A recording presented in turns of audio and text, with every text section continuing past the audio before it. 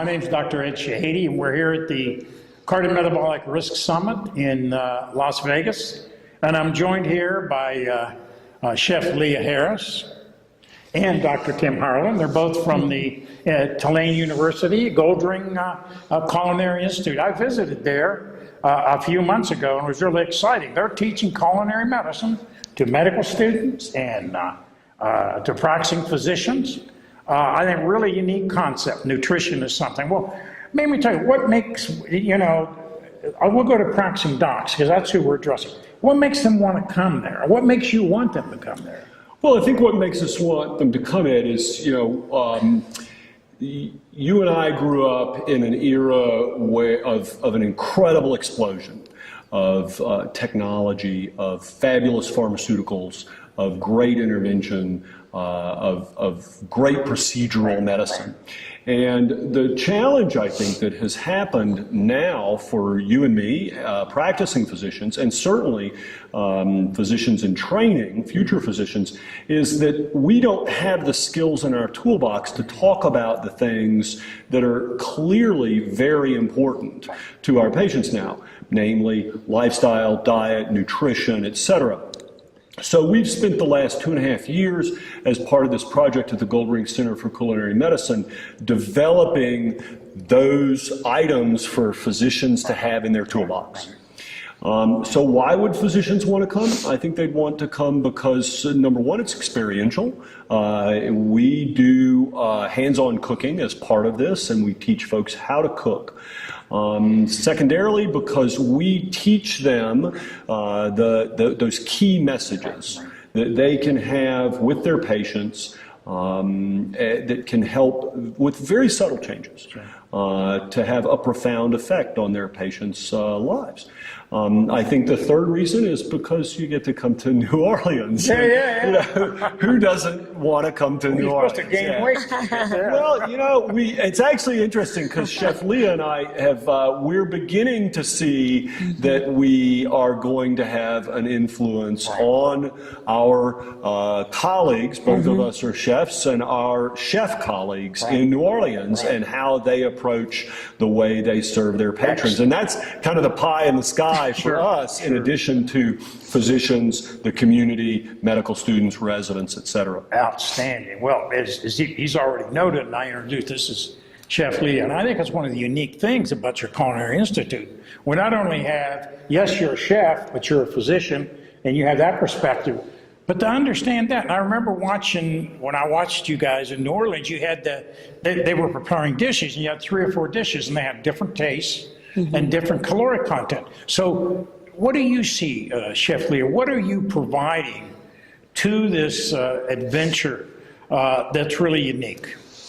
Well, I think there's a lot of things that people are getting out of it. First and foremost, as Dr. Harlan mentioned, it's hands-on, it's experiential. So we're teaching people how to help with their own lifestyles. Right. And I think we all agree that talking the talk and walking the walk will make a physician have much larger impact on their patients. So on top of them being able to change their own lifestyle, they'll be able to understand how to talk to people about nutrition with food being the way they're talking about nutrition rather than nutrients or macro or micronutrients. So we're doing a fun approach to teaching that.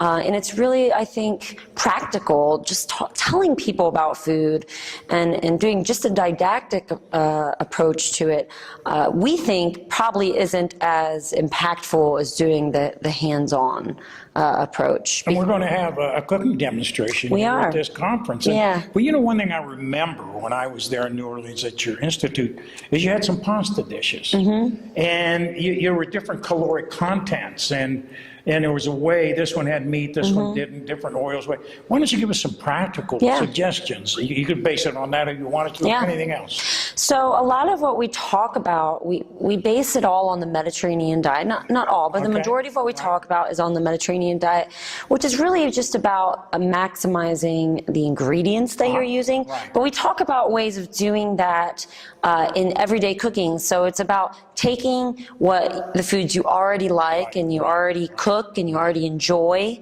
and making small changes to them to make a large impact on your health and hopefully taste better and maybe even be more affordable for you as well. So along with that, we're teaching the menu planning, the shopping, reading nutrition labels, reutilizing ingredients. It's really all encompassing. It isn't just about What can I use cooking. in place of meat So, sauce? What could you show me? back to what you were asking, a lot of what we talk about is caloric density when you're talking about calories. It's all about incorporating things like more vegetables and legumes into foods people are already making. So the instance you're talking about, we show 4 different versions of spaghetti.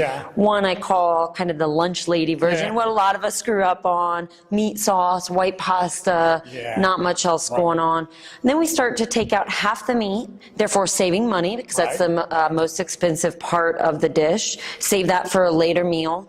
And we incorporate mushrooms, which provide a meaty texture and flavor called umami. So we learn about those types of things in class. We incorporate more veggies, peppers, onions, and do it on whole wheat pasta. It significantly lowers the calories by 100 to 200 calories per dish. It increases the fiber and it saves money, and people really like the visual appeal with it as well. Must have like to eat it. It's going to taste good. They prefer the other versions over our lunch lady version. Excellent. Excellent. Okay, Dr. Harlan, you're a physician, and is all this stuff just nice for my pocketbook, or does it help my health? Well, I think the data is pretty clear. You know, we now have 20 good years of nutrition research. I think back when I started writing about this in the mid-1980s, maybe the quality of the research that we had and some of the suppositions and hypotheses were given to our patients without quality evidence. And, you know, certainly evidence-based medicine over the course of the last 20, 25 years has grown up, and it's something we all adhere to. The same thing has happened in the nutrition literature.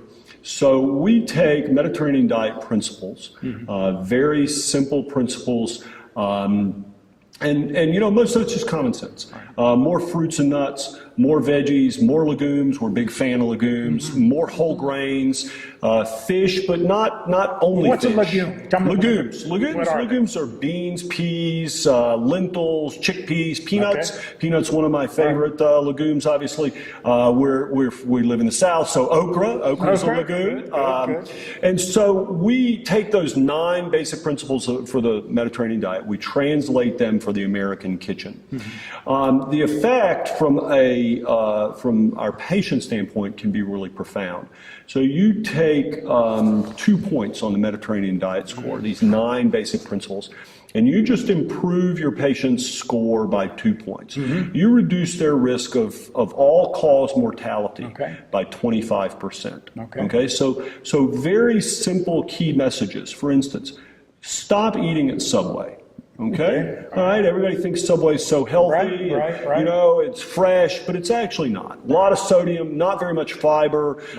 You know, a lot of very highly processed meats, etc. You replace that with a peanut butter and jelly sandwich on whole wheat bread. Everybody loves PB&J. Absolutely. Absolutely. You have just reduced your patient's risk of dying from all causes by 25%. Substitute a peanut butter and jelly for PB&J. Plus, you've probably saved them $1,500 a year. Okay, so little small key messages like that, you know, some things that you might think are not terribly predictable. Tacos. Corn tortillas, which are actually most of them that you buy in the market are baked, not fried. Whole grain, lots of fiber. So tacos, you know, we take those key things that we want people to be eating, we translate them to the messages that a physician can easily have with his or her patient about food. As Chef said, we want to quit talking about carbohydrates and monounsaturated fats and lean protein. Our patients don't go to the grocery store with a shopping list that says 1 pound carbohydrate. 6 ounces lean protein, 1 bottle monounsaturated fat. They go looking for garbanzo beans, okay, great carbohydrates, good legume. They go looking for halibut, lean protein, and they go looking for olive oil. And so how can we take those, and this is what we do in our curriculum. For all of our professional curriculum, we take the first 2 years, all of that great information that you and I know and Chef knows about nutrition, physiology, metabolism, vitamins, etc., and translate that into food. Excellent. So it's a food. And of course, you're saying, because we're here at a cardiometabolic conference, that we're treating hypertension, hyperlipidemia, diabetes. Use the principles of Mediterranean diet that you're saying there. It's going to help the hyperglycemia, the hyperlipidemia, the hypertension. Well, this is fantastic. And the interesting thing about that, Dr. Shahady, I think, is that, and I'm an internist. I practice medicine every day. I'm an internist. And recently somebody called me the drummers. We're the drummers of the medicine world. Drummers are in any event. I practice medicine every day, and I use statins, and I write, and I don't have any problems writing for beta blockers and aspirin, et cetera, et cetera. It's key. But when you take the two of these, and we know this actually from NHANES, when you take the two of these and you put them together, 1 + 1, you put together the interventions, the traditional allopathic intervention with lifestyle, 1 + 1 equals about 2.6. It's synergistic. So you get more bang for your buck in the statin by actually doing the lifestyle piece along with it. All right. Anything else you want to add before we stop? Well, I think another important part of what we're doing is teaching medical students. It's not just the medical profession, but we're also putting them alongside community members so that they get to reiterate the things they're learning in the classroom and actually learn how to teach and talk about these subjects. You're taking this out to the people. We are. We offer free community cooking classes in which the medical students work side by side with the community members. So we think that's a really important part of what we're doing, actually getting them comfortable having these conversations. This is outstanding. I want to thank both of you. Spend some time with us. Absolutely. I always learn a lot when I listen to you. So. Thank you. You can find us at culinarymedicine.org. .org. Excellent. Thank you. Thank you.